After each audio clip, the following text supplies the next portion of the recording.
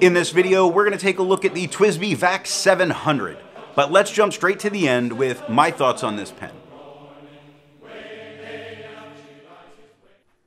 This pen for me originally brought a lot of frustration, and I had their stub nib on it, and it was so dry it wouldn't write, and I was doing everything I could, to the point that I replaced the nib with a fountain pen Revolution Broad, and now it writes perfectly. But this pen was a great deal of frustration to me. Now, originally, writing with it, the large shelf at where the cap screws on was a problem, but where I tend to hold my pen, it's not any kind of a problem now. It's actually kind of comfortable.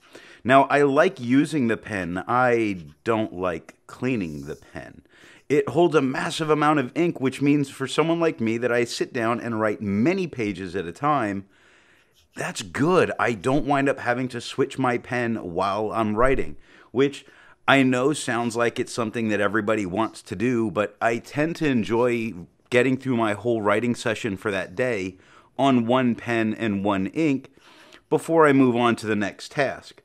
It has made this pen kind of have a sour taste with my rocky beginnings, but I have come to enjoy this pen for everything that it's doing really well.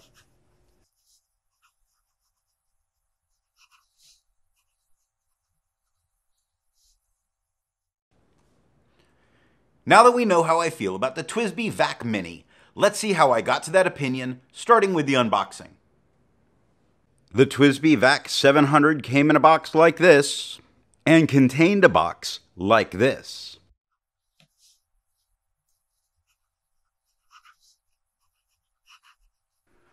The box is standard Twsbi fare, which I've already stated that I like the reusable nature of their packaging. It keeps their costs down, which makes this vacuum filler very affordable for someone wanting to try out a good, reliable vacuum filler.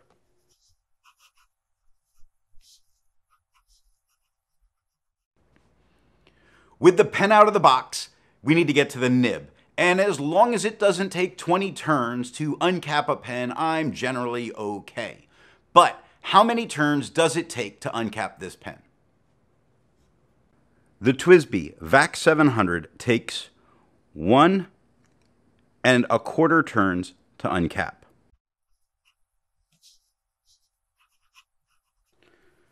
I can live with 1.5 turns to uncap. That's not ungodly.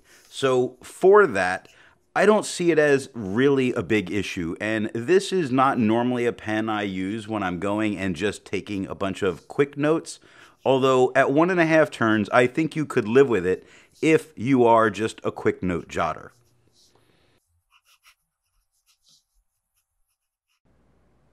This gets us to the nib. This pen has a steel fountain pen Revolution Broad nib on it. From the nib pics, you see how I damaged the feeds while I was removing the nib. It was in so tight I couldn't get it out, and my frustration got the better of me. Regardless, the damage that I've caused to the feed hasn't hindered its performance in any way, so the pen's idiot-proof in certain ways. If you enjoy videos like this, then be sure to hit the subscribe button. Now, let's ink this pen up.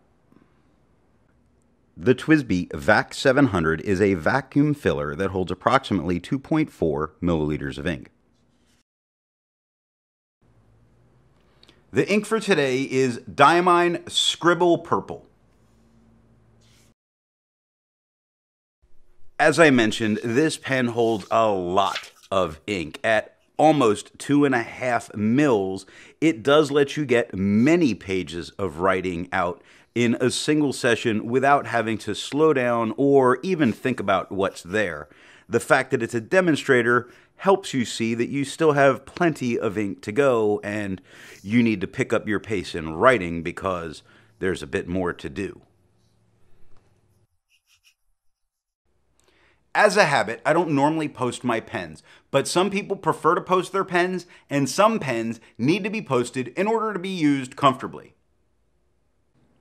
The cap does technically fit onto the back of the pen, although I wouldn't call it anything secure as a posting. I would recommend against it. But luckily, this is a large enough pen and it's girthy enough that it can be used very comfortably without posting. And the large step down that occurs here, I find that even though I hold it a little farther back, isn't a problem for me while I'm writing. Now, the important part, the writing sample.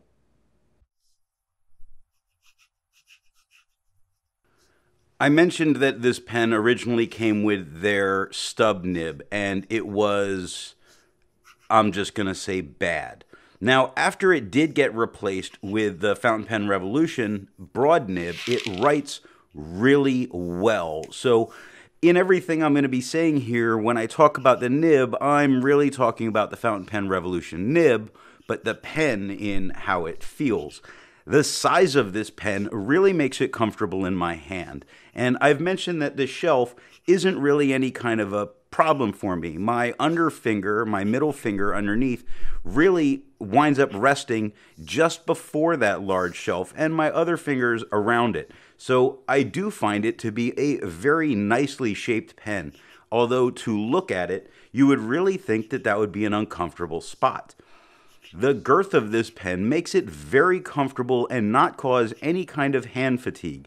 I have on multiple occasions written 6, 8 pages at a time without having to stop, without having to feel that my hand was in need of a break. So this pen really does facilitate you writing more than it does less.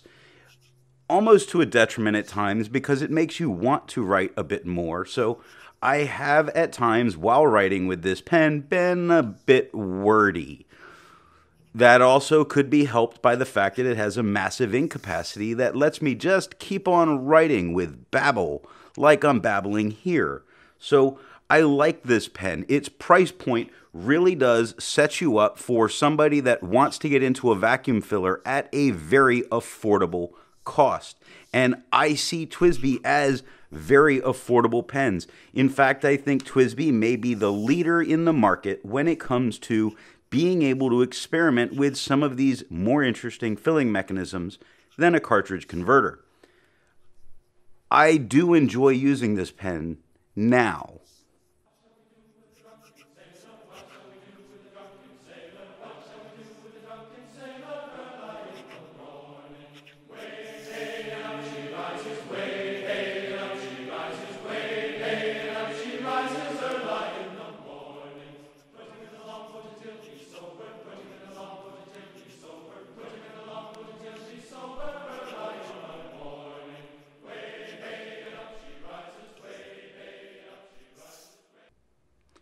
Now for something a bit more standard in comparing writing size. I use Mnemosyne Blue to do this. Here's how it compares to a Jowo Extra Fine on the left, a medium in the middle, and a 1.1 stub on the right.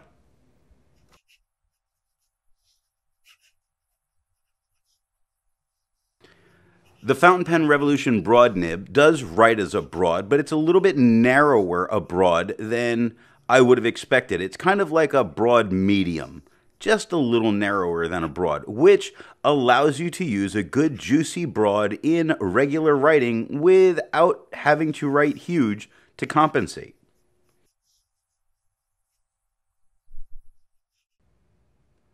But how does this one compare to other nibs I've used?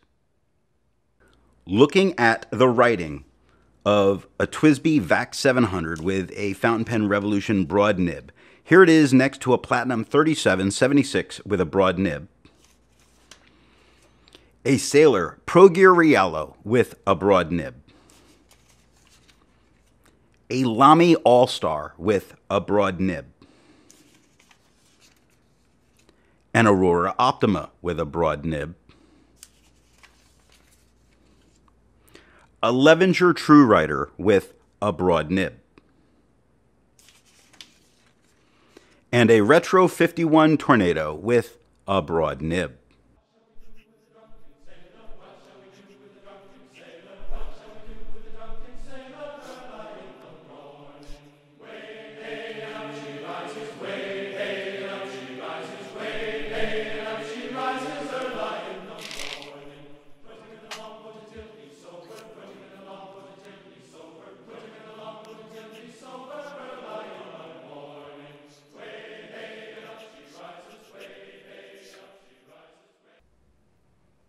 So it isn't a review without some size comparison. Here it is capped.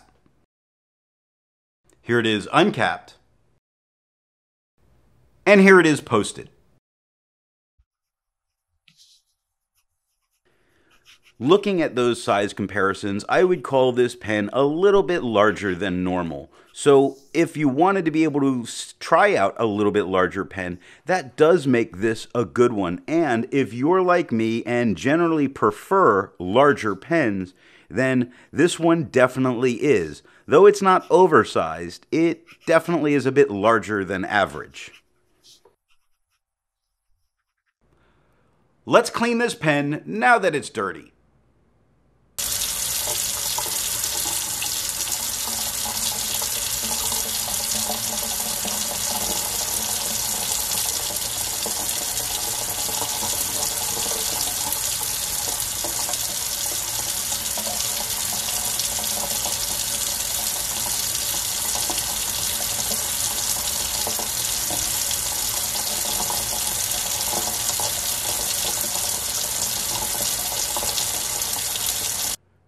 Be sure to check out the next pen review where we're going to look at the Pilot E95S. Do you like writing with pencils but find that you keep breaking the tip? Have I got good news for you? What we have is a pencil sharpener. That's right, when you break those tips, you can go ahead and sharpen them again and break away. For the low price of $87.50, you can get this same pencil sharpener. But wait, there's more. We're going to send you the broken pencil bits with it. Act now, get yours today. They realize this is a fountain pen channel, right? If you want to be able to support not just my channel, but any reviewer, then when you make a purchase, be sure to tell that retailer where you heard about it. Thanks for watching.